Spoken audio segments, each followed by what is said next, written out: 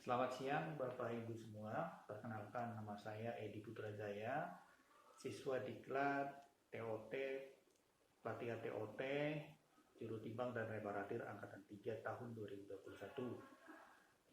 Bagaimana kabar Bapak Ibu semua? Saya yakin baik-baik semua ya. Terima kasih.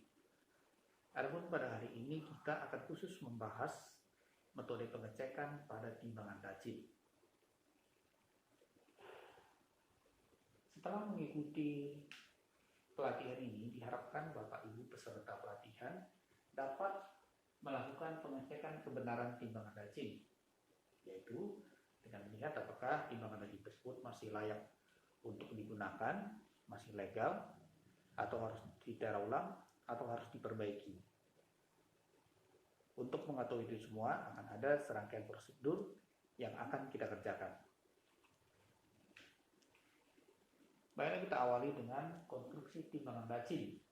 Nah, pada gambar ini kita lihat timbangan dacin ada terdiri dari beberapa bagian, itu bobot timbangan dengan timbangan, pisau muatan, pisau putar, rumah pisau, jarum dengan timbang, bobot insut, dan sampak penahan. Di mana nanti ini adalah bobot insut ini dapat digeser maju mundur sampai ke skala yang akan menunjukkan berapa berat dari muatan yang diletakkan pada timbangan dacin.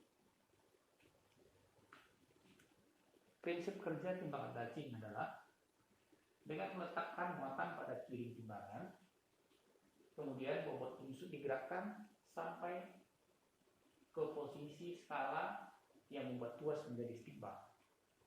Ya, dapat kita lihat seperti ini. Muatan diletakkan, yang menjungkir ke atas. Nah, kemudian bobot insutnya digeser sampai posisi setimbang.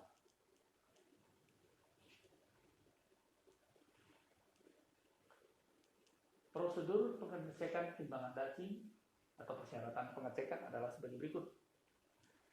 Yang pertama, kita akan mengecekkan timbangan dacin tersebut adalah bertanda tera sah yang berlaku, yaitu kita lihat tanda daerah, dan tanda sah. Apabila tanda ini tidak ada pada timbangan dacin, maka timbangan dacin tersebut tidak bisa lagi digunakan sampai ditera.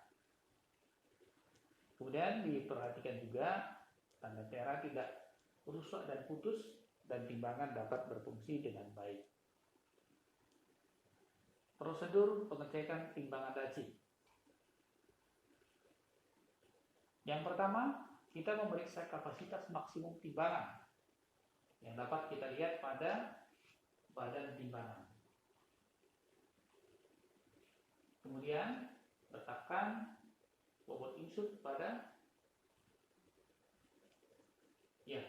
ini adalah untuk pengecekan 0.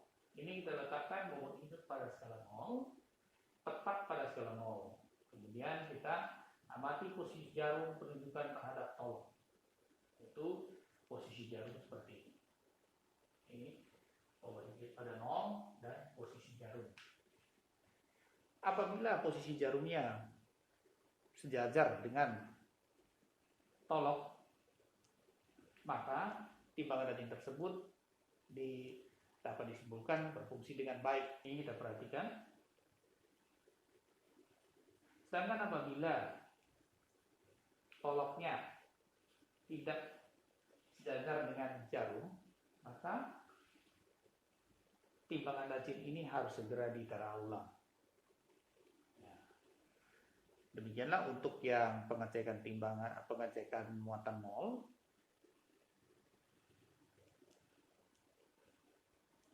Kemudian pengecekan untuk dengan beban. Pada saat ini kita akan mengecek dengan timbangan standar, muatan standar 10 kg yang akan kita kaitkan pada gain gantungan. Nah, ini kita masukkan beban 10 kg. Selanjutnya bobot insutnya kita geser sampai posisi timbang. Ya, sini di skala ini udah 10, Bapak Ibu ya.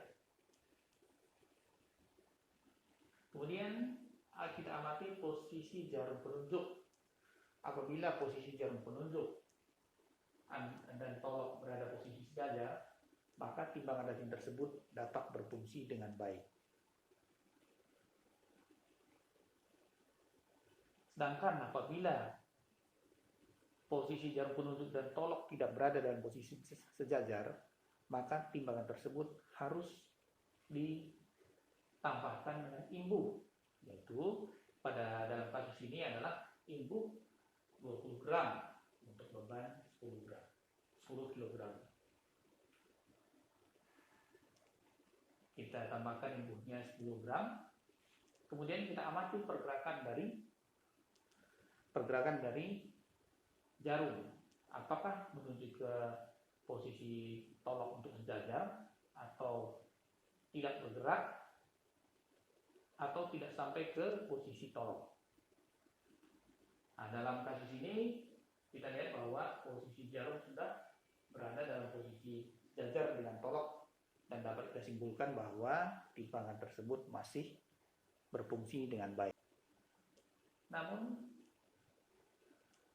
apabila setelah penambahan imbuh, jarum bergerak mendekati tolok tapi tidak sampai ke sejajar dengan posisi tolok, maka timbangan tersebut harus ditera ulang.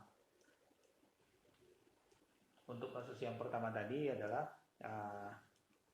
apabila jarum penunjuk berada di sebelah kanan tolok. Jadi imbuhnya kita letakkan di muatan.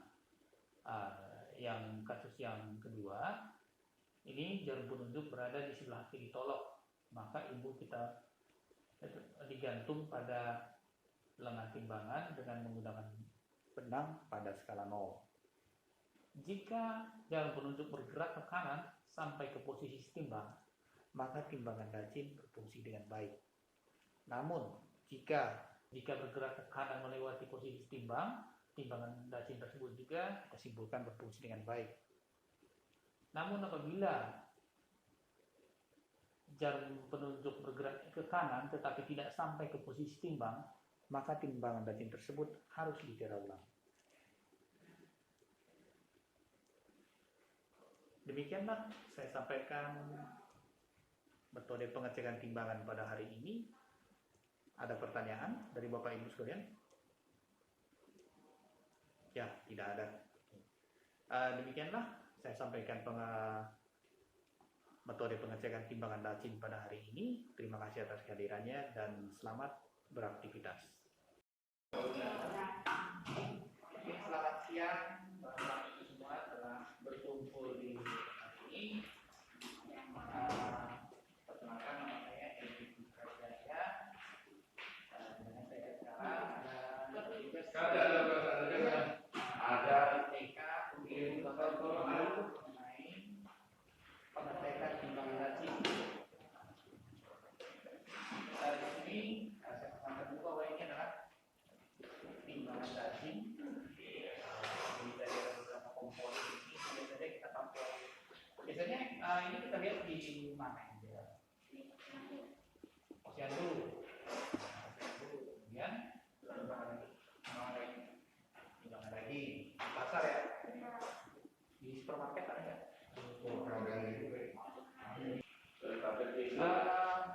Untuk bahan pembelajaran kita ini tadi startnya kita memakai slide, tapi kita berhubung di sini tidak ada layar slide-nya, jadi tadi sudah dibagikan dalam bentuk kertas ya.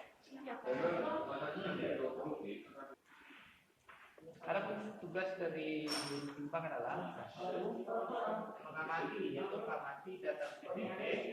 Ini yang diamati itu adalah pelaksanaan ada kapasitas ya.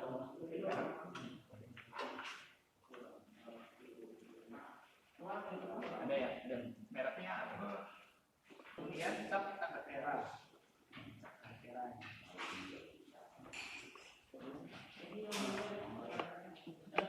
Ini tab tanggal merah itu ini terdiri dari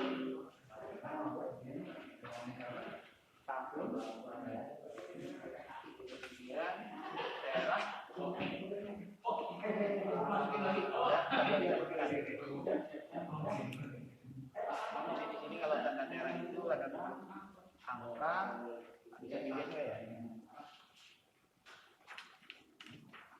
Nah, kurang jelas kalau untuk Jakarta tanda daerahnya 1. Kemudian tanda pegawai berhak, tanda pegawai berhak yaitu inisial terdiri dari 2 abjad. Nah,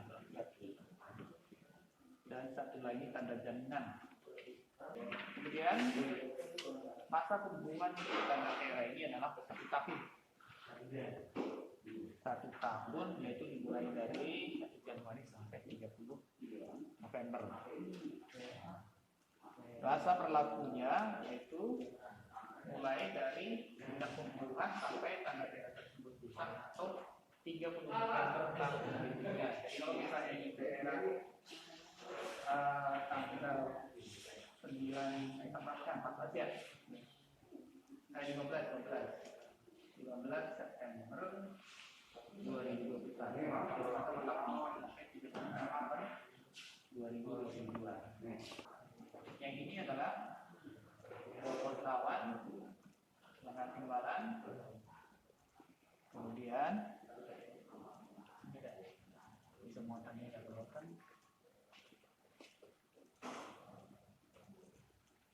Yang ini adalah bobot input, ini adalah lengannya.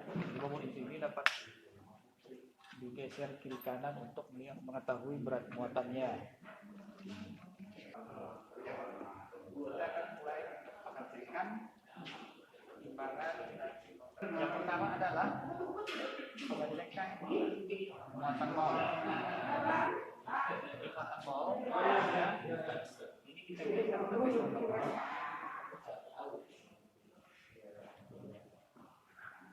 posisi 0. Kita perhatikan jarum sama toloknya. Nah, ini tolok yang ada di jarum. Apakah dia sudah sejajar atau belum? Bagaimana? Sudah sejajar apa belum ya? Belum. Ya, ini sepertinya ya udah hampir sejajar lah ya. Oke. Pengecekan selanjutnya itu pengecekan muatan. Di sini yang kita cek muatannya adalah 10 kilo.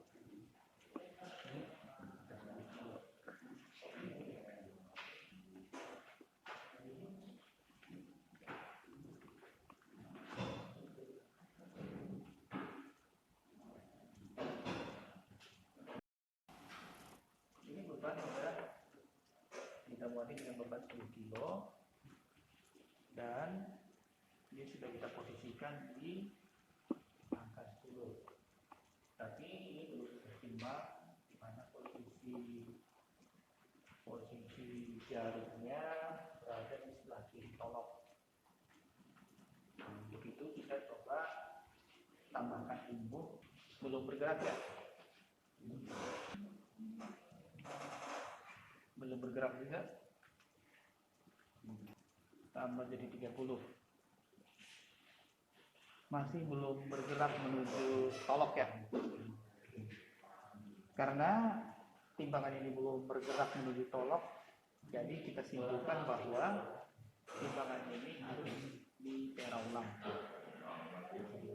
Ditera ulang dan sementara tidak dapat diterakan dulu sampai ditera ulang. Oke, mungkin ini yang dapat saya sampaikan. Kalau ada pertanyaan boleh diajukan. Ya, silakan. Untuk juru timbang ini apakah wajib ada di setiap daerah atau tidak? Ini adalah sebaiknya ada, tetapi sekarang dimana ketentuan hukum yang mengikat bahwa setiap daerah itu dalam penyelenggaraan tidak menjadi timbang. Tapi tidak menjadi timbang itu sangat membantu penerapan